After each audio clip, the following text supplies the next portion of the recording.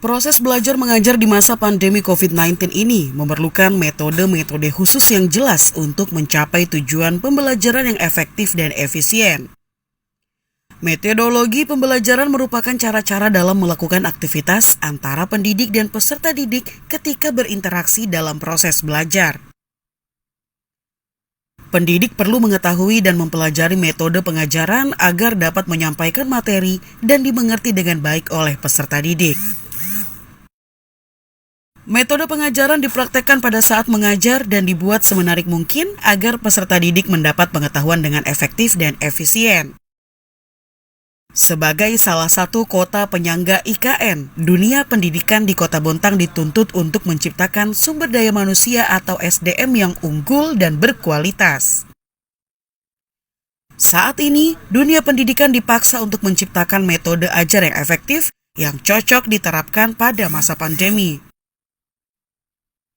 Sebab itu, pada Selasa 8 Maret 2022, Dinas Pendidikan dan Kebudayaan Kota Bontang menggelar sosialisasi media pembelajaran kepada puluhan sekolah tingkat SD dan SMP sekota Bontang. Media ajar dianggap tepat digunakan untuk membantu dunia pendidikan saat ini. Selain mudah digunakan oleh para guru, mode ini juga dianggap efektif digunakan pada saat ini. Pada sosialisasi tersebut, Disdikbud Bontang menggandeng narasumber dari salah satu penyedia layanan media ajar berbasis aplikasi.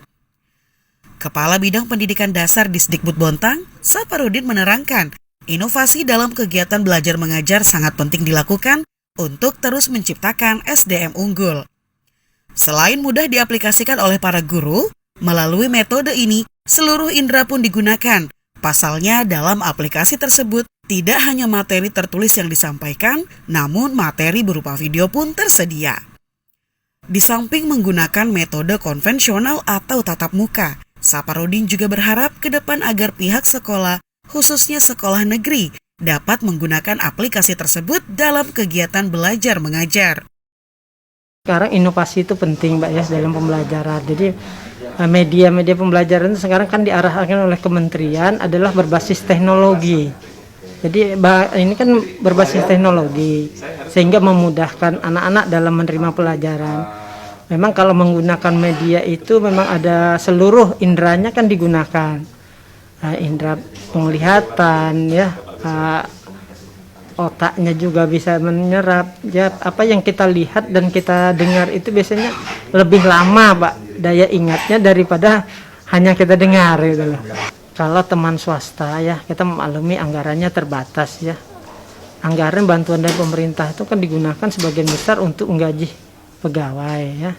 Jadi kalau kami berharap dari sekolah negeri yang tidak menggaji pegawai itu kalau memang bisa, ya, memakai alat inilah. Sementara itu, Joko Sumanto, narasumber pada kegiatan tersebut menuturkan, seiring perkembangan informasi dan komunikasi saat ini, anak-anak disebut lebih mudah menerima pengajaran dalam bentuk video. Selain mendapat penjelasan tentang materi pengajaran, mereka juga dapat melihat langsung contoh dari materi pembelajarannya tersebut. Sebab itu, dalam aplikasi pembelajaran miliknya, ia menyertakan video dalam setiap materi. Joko menambahkan, selain menyediakan media pembelajaran, ia juga menyediakan layanan administrasi pembelajaran sehingga dapat membantu memudahkan para guru dalam melaksanakan kegiatan belajar mengajar.